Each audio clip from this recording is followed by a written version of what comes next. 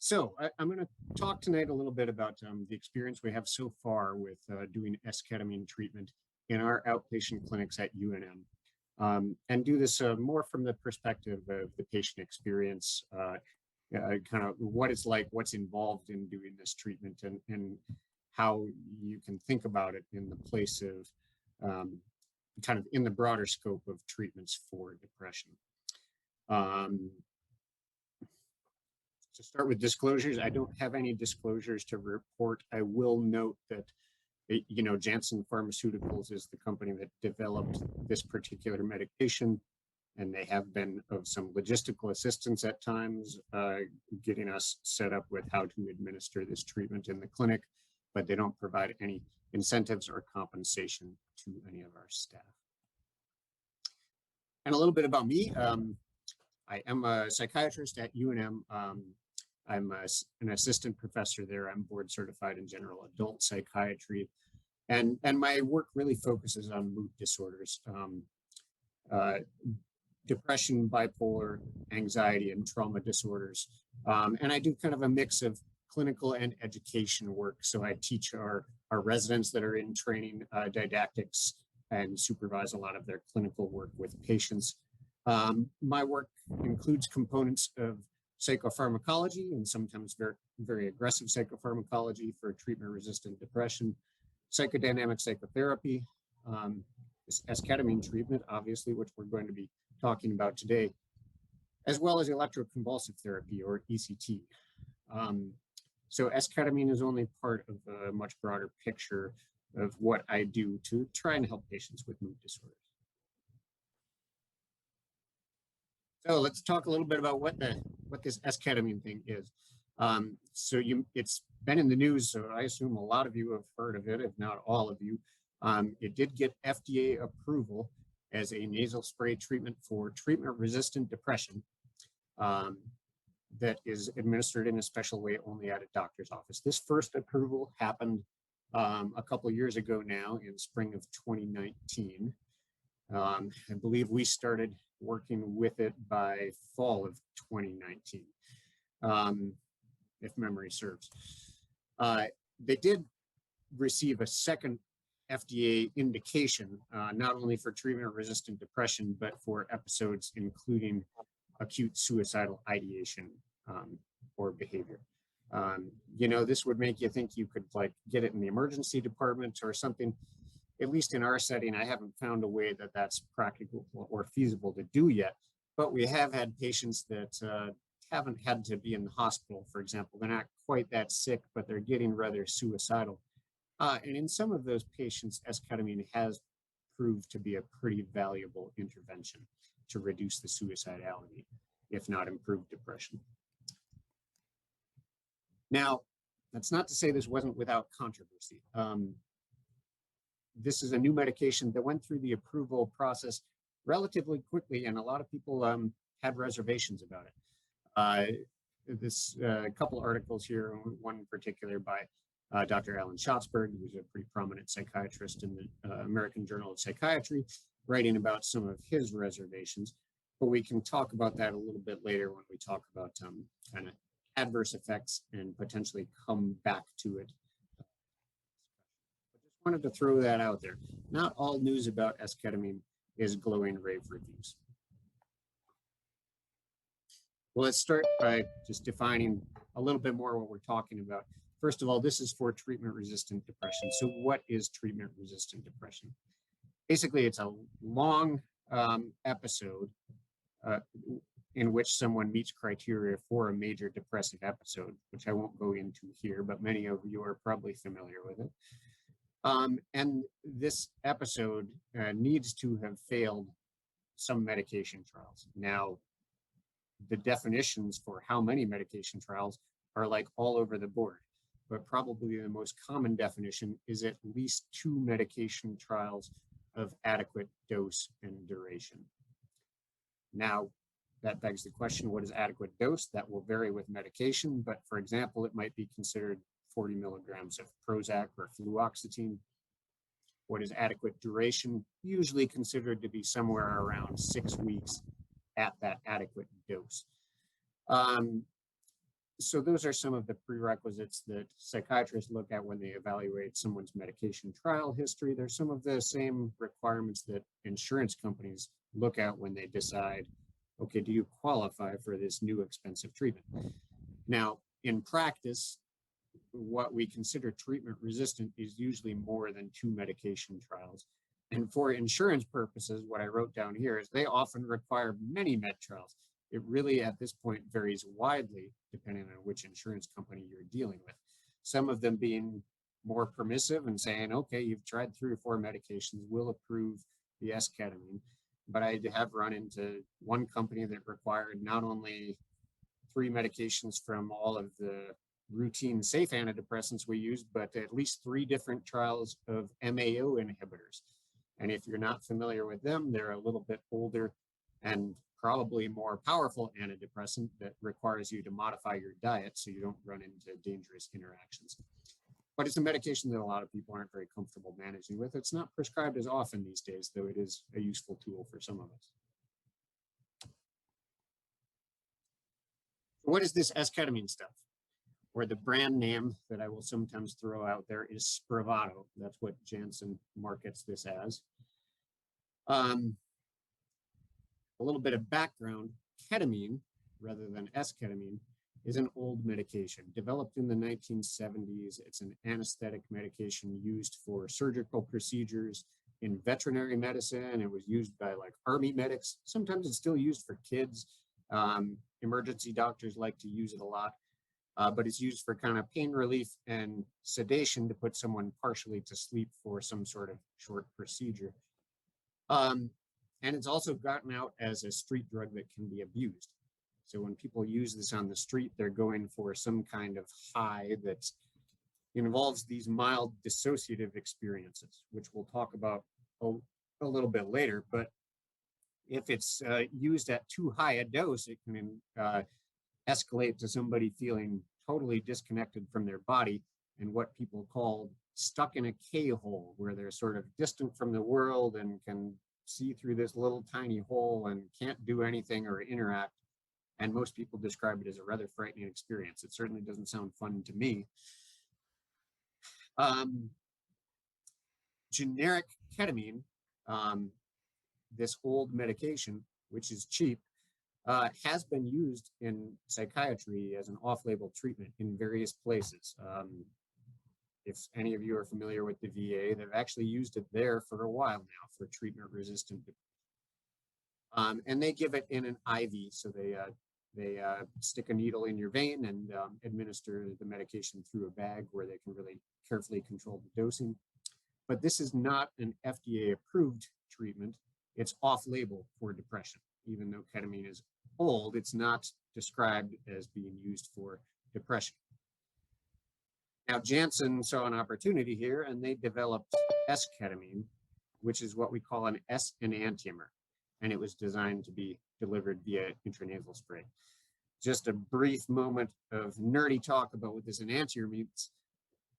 An enantiomer, basically, ketamine is a mixture of 2 different enantiomers, and enantiomers are these molecules that are the same, except they are mirror images of each other. So the best analogy is your 2 hands, right? They look alike, but they're not the same because you can't directly put your 2 hands on top of each other. You can't superimpose them. So they're slightly different in that they're mirror images. One is called an S enantiomer because of the way the molecule rotates, and the other is called an R enantiomer. And Janssen just took one of them, the S enantiomer, to make esketamine and patented it, got this FDA approval in 2019. But now because it's patented and their intellectual property, it is rather expensive. How does it work? We don't know for sure. And this is kind of the story with everything in psychiatry. We have theories and ideas, but we don't know exactly why something works. And if I could tell you that, I'd be much more famous than I am today. But what we think from theory is that this works a little bit different than other pill antidepressants that you take, in that it upregulates a molecule called BDNF. And BDNF is involved in this thing called neuroplasticity, which I've bolded here. And neuroplasticity, you can basically think of as the brain's ability to make new connections, the brain's ability to rewire itself. So if you're in a state of enhanced neuroplasticity, your brain is basically more receptive to change. So for this reason, the way I most commonly describe esketamine is, who knows exactly what it does on its own, but it probably has this effect of helping other treatments work better because the brain is more receptive to change. And that goes along, part of the reason I talk about it this way is because all of our studies of esketamine that this FDA approval was based on have focused on its use along with an antidepressant medication, and it's usually a newly initiated antidepressant medication. So something that you haven't been taking for years, but you're starting a new intervention alongside the esketamine. And I think that new medication part might be important to kind of give the brain a big push. Let's get the brain out of its old habit of depression and push it into something new.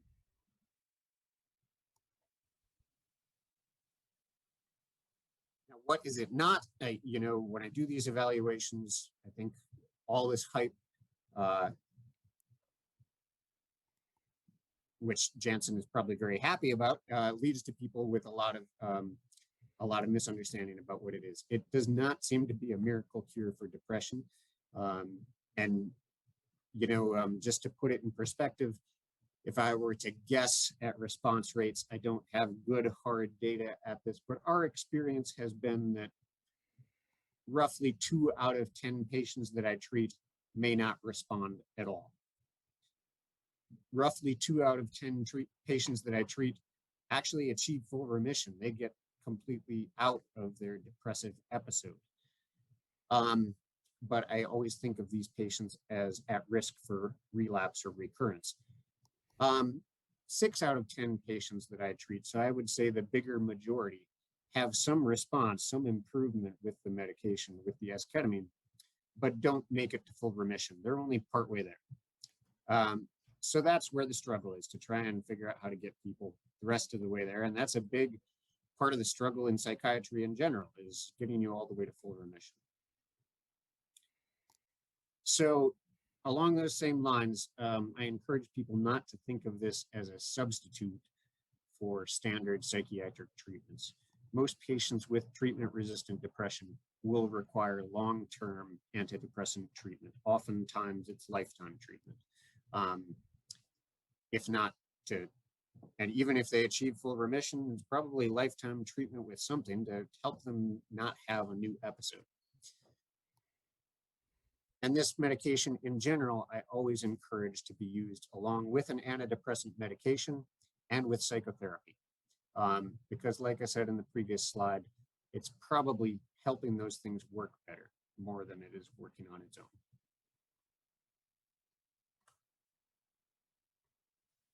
So, when I kind of compare this, do this imaginary comparison of this expensive Janssen esketamine product to the old IV ketamine that people were getting by IV infusion, it has some advantages. It does have the advantage of it's FDA approved, which means that we might be able to get insurance coverage that might reduce the cost.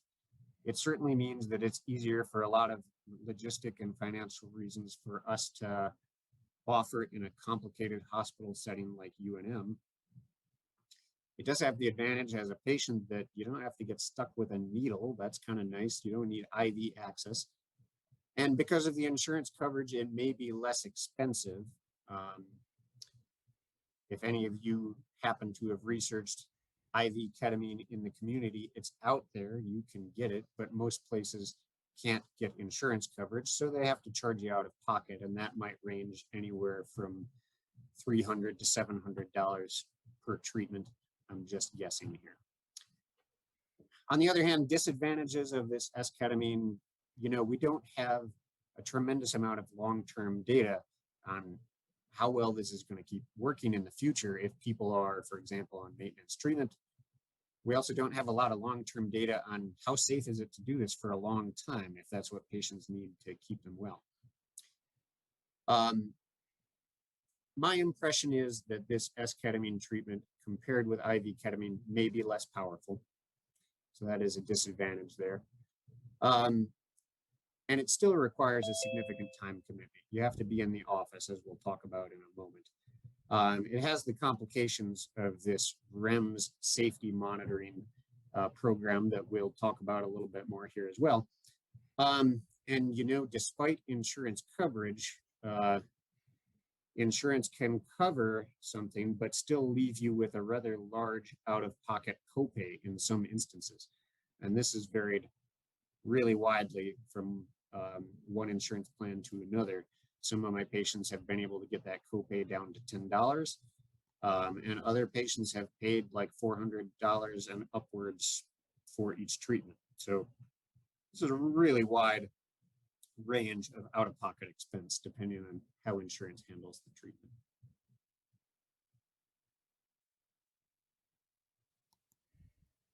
So I threw a lot of data at you. I want to start talking a little bit about the patient experience, what it's like to get this treatment.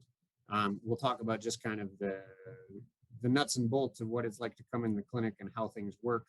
And then I'll share with you a few different short patient stories about what their treatment course was like. So what's this look like? You know, the first step is to do kind of an evaluation psychiatric interview. That's usually with somebody like me that kind of goes through your history to verify that this is a treatment-resistant depression diagnosis, and discuss the pros and cons of esketamine and make sure you understand the risks and benefits before you embark on this treatment. After an evaluation visit, if we get approval, we go into treatment planning and plan, like I said, for a concurrent antidepressant medication trial. So if you've been on the same thing for 3 years, I'd much rather get rid of it and let's try something new to the brain so we can kind of amp up the big push that we give it. And would also like to include in that a concurrent psychotherapy, because I think there's place for both in the vast majority of treatment-resistant depression cases. Like I said, and I'll emphasize again, esketamine is probably best used to help other treatments work better. And that's not just medications, that's psychotherapy as well. I have a lot of patients that after doing this for a couple of weeks have discovered that now that they've started to get a little bit better, particularly in the 24 hours after an esketamine treatment, their mind's a little more open to processing emotions differently in their psychotherapy.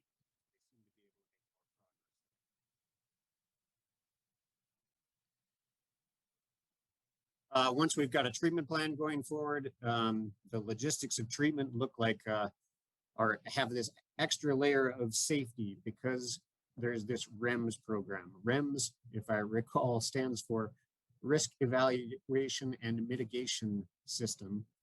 And the point of it is that we know that this medication can cause sedation and dissociation, and it can be abused and misused if it gets out to the streets. So we want to avoid that and do this in a safe setting.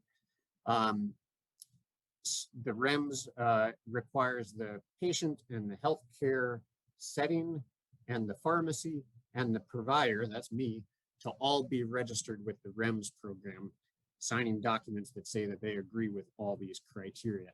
And some of those criteria include that the Spravato medication can only be used in a certified healthcare setting, that it must be administered under the supervision of a healthcare provider, that a patient is required to be monitored for at least 2 hours after receiving the treatment, and that it must never be dispensed directly to a patient for home use. So again, avoiding that problem with diversion and this medication getting out to the street for abuse. Once we get all that REMS stuff sorted out, you get scheduled for treatment. And what treatment looks like is you come in, arrive and register with the clerk staff, meet the nurse and meet the provider, myself or some of my colleagues, who do kind of a very abbreviated psychiatric interview along with vital signs and a depression rating scale to see how severe depression symptoms are right now. And then get started on the treatment. The nurse actually walks downstairs in our building to the pharmacy to pick up the medication together, and then come back upstairs to our treatment room where the patient sits in we have comfy reclining chairs that you can sit and lean back and administer these intranasal puffs of medication. There are these fancy little preloaded cartridge devices that have one puff for each nostril, and you do that 2 to 3 times depending on your dose, with a few minutes in between for the medication to absorb. And then you let it take effect. We darken the room a little bit if desired. We can put on some relaxing music if desired, because we expect that you're going to enter this slightly altered state of consciousness with some feelings of dissociation or sedation, relaxation. And this is going to last for anywhere from 30 to 90 minutes. In total, we are required to monitor you for at least 2 hours. Most people's dissociative sedating symptoms don't last that long, but in rare cases, somebody is still feeling pretty loopy and we have to monitor them a little bit longer. And then when you're ready and we check you out, make sure you're steady on your feet and ready to go home, you get discharged to head home. After discharge, patients have to have a trusted ride home. We don't want to send people who might still be a little bit intoxicated. I don't want to send you home with a taxi cab driver or an Uber driver or something. We want it to be someone you trust. And preferably, I'd recommend someone's there to supervise you overnight after you have one of these treatments. Because there's always the risk of having some sort of unexpected low withdrawal effect or anxiety come on later after this new sort of experience you had. Like to err on the side of safety if at all possible, or at least know how to get help. And the final requirement, you're not to drive until at least after a good night's sleep, and make sure that you're, of course, fully alert and oriented before trying to drive or operate any machinery or things like that. What does the schedule of this treatment look like? A treatment usually, I think of it as a course of treatment. So it's not just one session, it's multiple sessions. And we consider the induction phase to be 4 weeks. Each week you do 2 treatments. So you do a total of 8 treatments over those 4 weeks. And this is what I consider an adequate trial to see if the medication is helpful. At the end of those 8 treatments, if a patient's not experiencing any improvement, I would say, let's not waste our time on this anymore. It's time to go try something else. If you're paying a lot out of pocket, you certainly don't want to be wasting any more money on it. If there's a response, however, we'll usually progress to what I consider either a continuation or taper phase to try and either work off of this esketamine treatment or at least down to the lowest possible frequency. So typically we go through a phase of once a week and progress down to every 2 weeks, then maybe every 4 weeks, and in some cases discontinue. Some patients, however, have noticed worsening when we start to decrease too far, so end up on some sort of maintenance schedule to maintain their improvement. And that might be anywhere from 1 to 4 weeks. So what's it like? I actually had one patient say this to me. It's ineffable. It's unexplainable. I can't capture this experience in words. Some people have described the experience as sort of a dreamlike state, a somewhat detached feeling. In some cases, it's relaxed and happy. But in other cases, it's confused and nauseous, not so good. But we try and keep you in the state of relaxed and happy, of course. In most cases, there is some degree of altered perception of time and space. And oftentimes, this is where the dissociation term comes in. If you're not familiar with it, it usually refers to a sense of being somehow detached from your body, which has a wide range of intensity.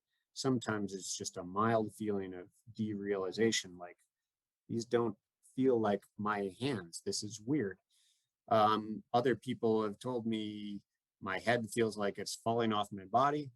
I don't feel like I can talk quite right, or it doesn't feel like I can move my arms and legs, but I know I can. If this is intense, some people are fine with it, but some people do get anxious. Other undesirable effects can be dizziness or unsteadiness, and sometimes that comes from these sort of weird movements of the eyes that make people feel a little bit seasick. And if it's really extreme, you could potentially get trapped in that K-hole that we talked about, where you feel completely disconnected from your body, unable to communicate from the outside world, and very frightened. That's been quite a rarity, but I have seen, I'd say, one patient that got close to that level of severe dissociation. Now, the good news about most of these effects, if they're unpleasant, is that they're going to end before that 2-hour monitoring period is up. If they're pleasant, however, you may be a little sad when that 2-hour monitoring period is up, but we do a series of these treatments. Other possible side effects through the treatment course, we talked about the dissociation and feeling a little sedated. Those are expected things. But there is a possibility of blood pressure spikes. Some people will have a little spike in their blood pressure. It's usually minor, but it does make me a little bit concerned if somebody's blood pressure is not very well controlled to begin with. We have medications we occasionally give people if we start to see their blood. Some people get nausea, as we talked about. It varies widely in how intense it is, and we do have some as-needed medication for that as well. And some people get vertigo, that sense of dizziness or like the room is spinning, that may in some cases be tied to the nausea, as well as the feeling of imbalance, and sometimes anxiety and panic, like we talked about, as usually tied to those intense dissociative feelings that for some people might be uncomfortable. In rare cases, I haven't seen it, but it's been reported that in cases this can actually worsen suicidality. I know that probably sounds weird because I just told you this medication got FDA approved for suicidality in patients that are really depressed. But, if you had a really bad experience with the anxiety and dissociation in this treatment, it's conceivable that this could worsen your suicidality. And we try to carefully monitor that, of course, when you're in the office, but also give you precautions what to do if you start feeling suicidal after you get home. There is one other thing about it seems to have some effect on the bladder. Now, what we know about the old generic ketamine is if people abused it at really high doses on the street, it could cause bladder cystitis or inflammation. And Esketamine doesn't seem to do that at the doses we're using, but it has been shown to maybe increase the rate of urinary tract infections. And this is a big question mark for me. I think this may not even be worth talking about, but I've seen slightly more patients than I would expect to be due to chance have a seizure during the course of their esketamine treatment, which concerns me a little bit. So I do make a point to talk about that with patients, particularly that have had a seizure before or are diagnosed with epilepsy. So I'll throw a couple cases out there for you just to kind of give you a sense of the range of experiences that I've seen people have. And then we'll leave plenty of time here for discussion. But patient X was a patient of mine, actually, 65 years old, struggling for a long time with a social anxiety disorder. But on top of that, having multiple depressive episodes over the life. The current episode had lasted about 3 years. It was varying in intensity, but always between moderate and severe. And X had had no response to a variety of medications, at least not adequate response to fluoxetine, escitalopram, paroxetine, venlafaxine, duloxetine, nortriptyline, clomipramine, and tranylcypromine. It's a mouthful. Esketamine treatment was arranged eventually and planned for a concurrent trial of fluoxetine. which hadn't led to remission in the past, but seemed to provide the greatest past benefit. And at first, X noticed no improvement with the first few treatments, but X's partner remarked on positive behavioral change at treatment 5, and X began endorsing improvement in depressive symptoms by treatment number 7. So actually kind of toward the end of this 8-treatment course. This improvement continued through a cautious taper, eventually decreasing from every 1 week to every 2 weeks to every 4 weeks. And over the course of 8 months, finally, we decided to try going off of it. We had increased the fluoxetine dose over this time up to 80 milligrams.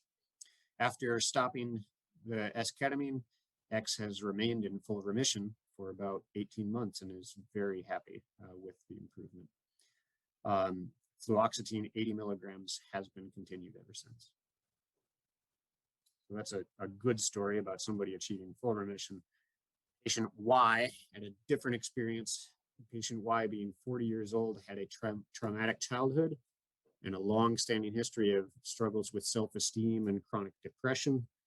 A long list of medication trials had yielded little improvement.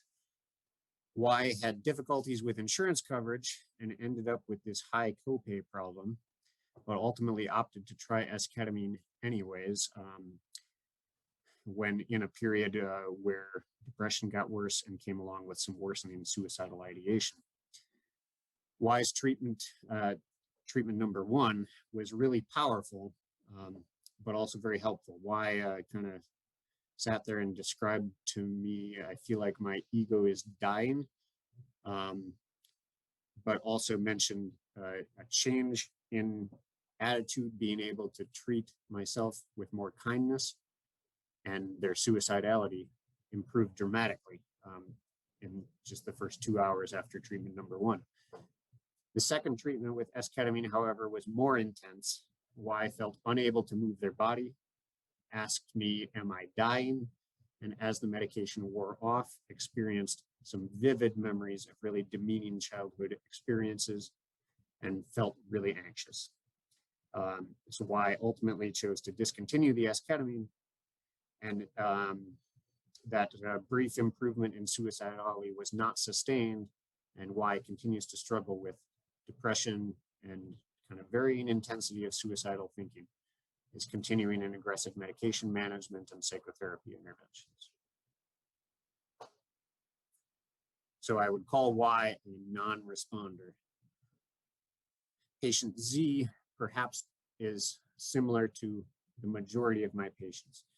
Z is a 45-year-old who had a history of recurrent major depressive episodes, but achieved remission between many of these episodes in the past.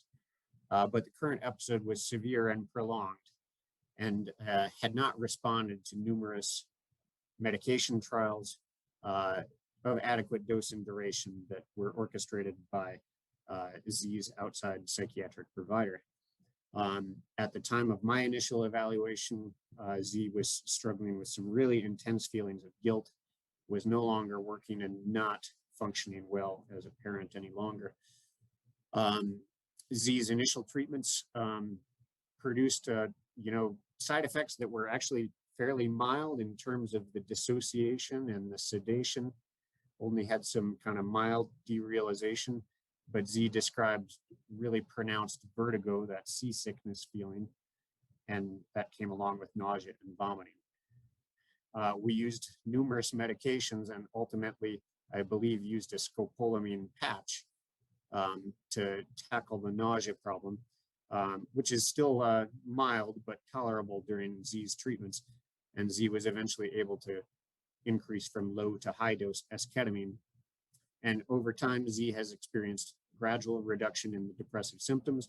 And Z's symptoms, I would say, have now decreased from a severe depressive state down to mild depression. Has had great improvement in suicidality and self-esteem and motivation, but still struggles with some mild problems like low energy, intermittent feelings of guilt and kind of loss of drive to do things. Z continues with these mild depressive symptoms, but has managed to return to part-time work feels much better about ability to parent, and is continuing on an esketamine maintenance schedule every 3 weeks at this point. Z is continuing to work with a psychiatrist, the same psychiatrist that referred, and works with a psychotherapist as well, and is still trying to reach the goal of full remission. So if I'm not mistaken, yes, that's all I had prepared. So I'll break now for discussion. You can refer back to any of these slides if anyone desires. Thank you very much, Dr. Dunkley. Let me throw, Jess, do we have any questions coming in on Facebook before I...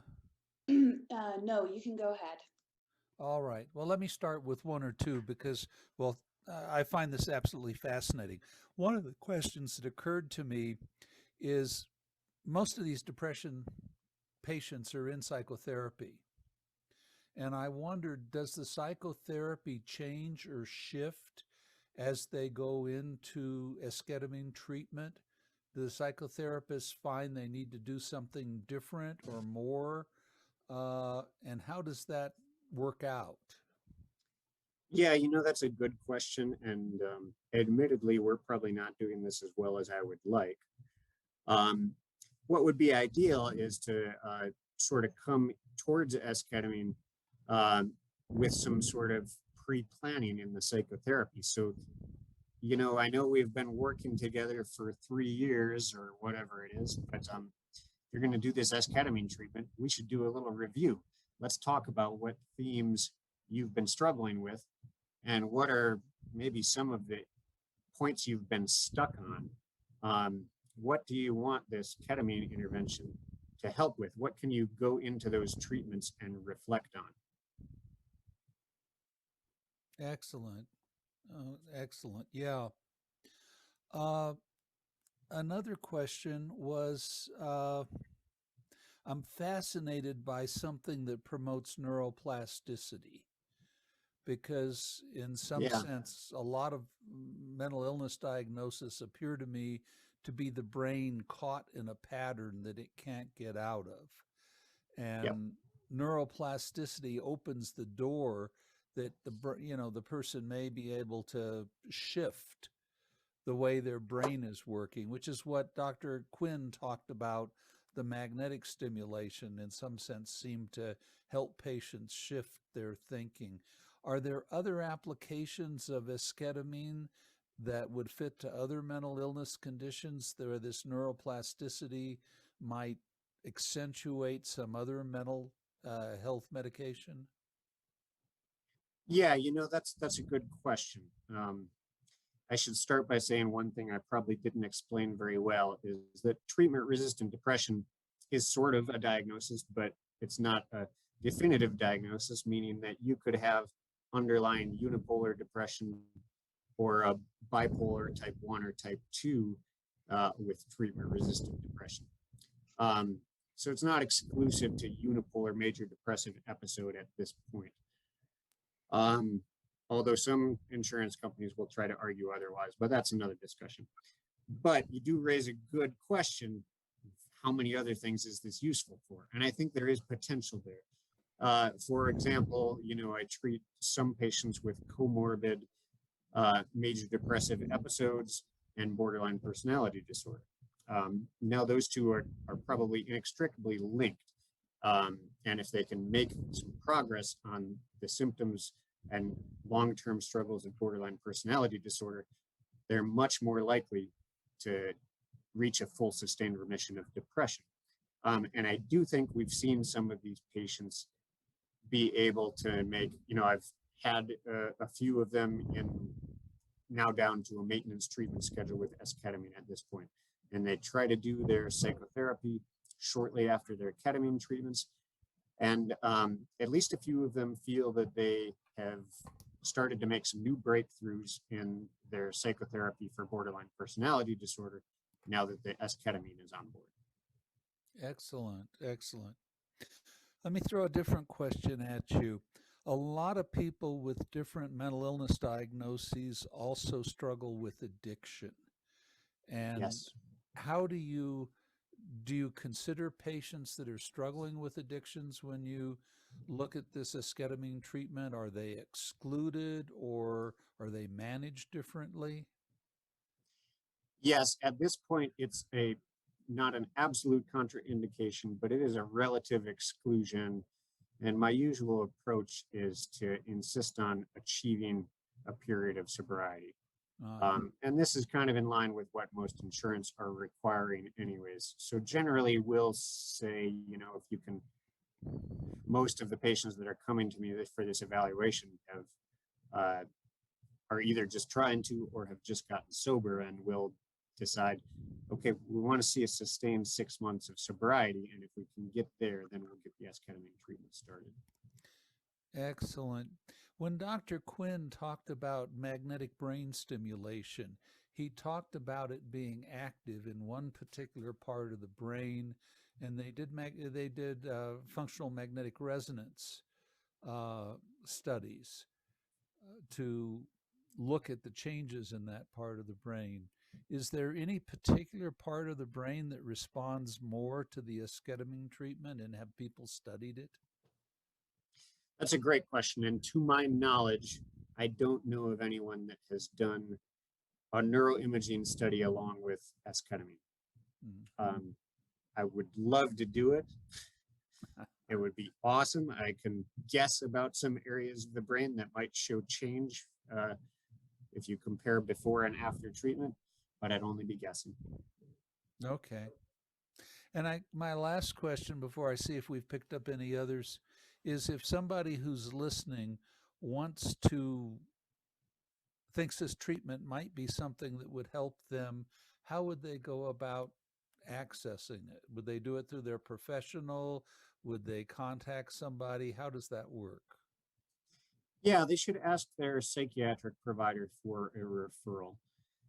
That's one issue that we've had to kind of educate about a little bit is I do want these referrals to come from a psychiatric provider because, if you're ill enough to get esketamine treatment, you really should have a psychiatrist, or not to say it must be an MD psychiatrist, but a psychiatric nurse practitioner, someone that specializes in these medications, and not just, for example, a family practice doc who may be trying really hard, but we probably should get you someone with more focused expertise. And that's going to be instrumental in working alongside the esketamine if you go forward. Excellent. Well, let me see. Jess, did we have anything else come in from Facebook in the meantime? No, I had a question though. Go for it. So when the patient is in, you said in a sort of a darkened room with relaxing music, but this isn't like a guided therapy experience. They're just there by themselves. At this point, it's usually not. There's a nurse nearby. There's two medical providers involved here. There's someone like me, the prescribing provider, who checks in and out at the beginning of treatment and if needed in between. But we do have a nurse within reach throughout the entire 2 hours. So sometimes that, depending on patient preference, sometimes that nurse is in the room chatting a little bit before a patient becomes too kind of intoxicated to keep talking much. Other times, just to, when I've had time just to get to understand this experience a little bit better, I've offered a little bit of psychotherapy through the treatment. I think it would be fantastic to do it in a more structured way, but at this point, we just haven't been able to build the capacity. Do you think that would help maybe some people to have a more positive experience? Like with the example of the woman who had a positive experience and then had a negative experience, maybe do you think that could help guide the experience a little more, or is it kind of an unpredictable effect? I'm still working to understand it. Yeah. Interestingly, the woman I presented, I was actually there doing some gentle supportive therapy for both of these treatments.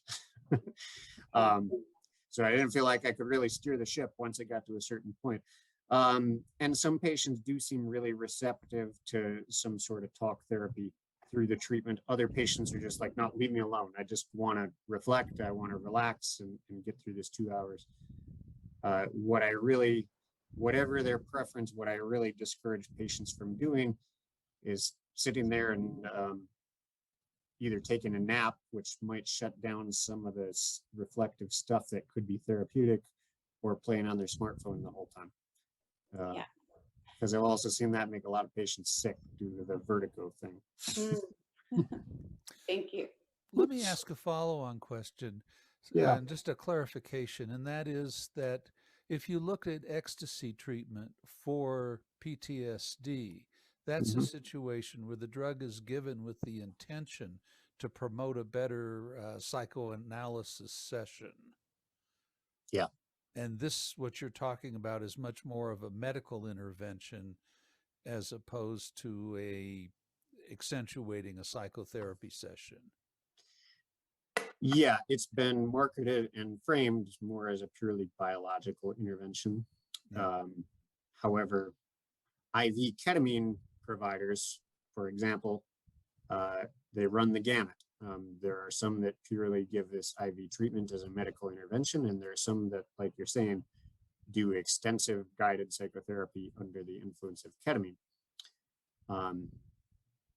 Other than the FDA approval and the settings we're using this in and the staffing that's available, I see no reason this couldn't be used in the setting of guided psychotherapy. And I tend to think that this dichotomy between biological and psychological is kind of a false dichotomy anyways. So like I said, if I had the time to spend, I'd like to be doing psychotherapy with all of these patients who are receptive. But our compromise in general has to be kind of post-therapy with their established therapist rather than in the room. Excellent. Do we have anybody else with any questions? Betty? I do. Dr. Dunkley, thank you for taking the time tonight to share your work with us. I was kind of researching esketamine on my own for a bit, Googling it. And it said it works by increasing glutamate, which is another brain chemical, right? And I know it has this whole kind of cascade that I didn't go into, but it increases a few things that are involved with the NMDA receptor and glutamate and some other intermediate proteins in this cascade that lead to kind of a downstream effect. So how do you monitor the glutamate? Since I know too much glutamate can cause seizures and like a stroke, and then too little can cause psychosis and comas. So throughout the process, are you monitoring the glutamate in some way, measuring it, or?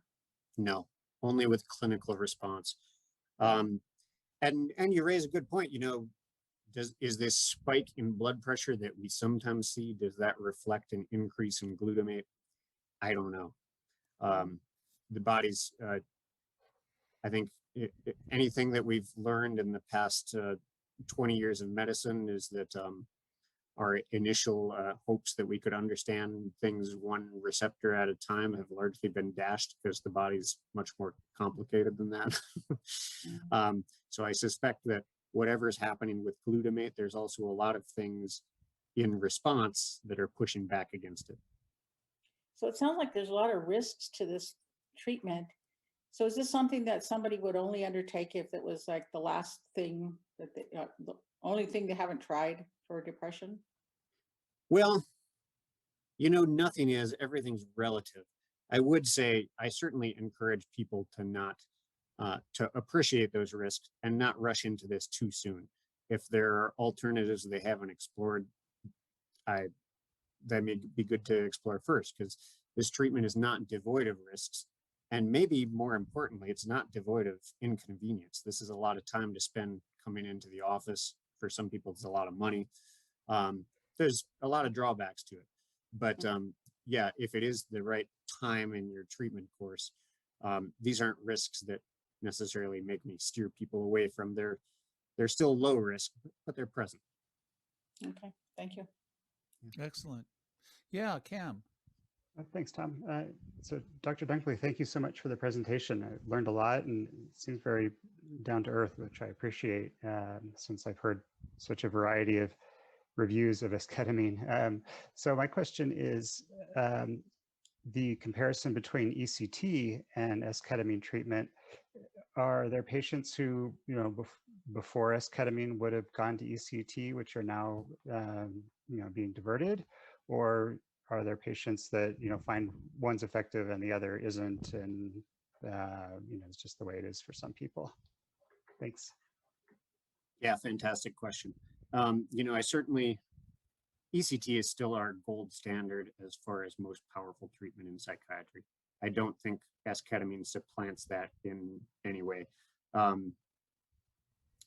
does it compare to ketamine? We don't know. Nobody's done that study. How does it compare to TMS?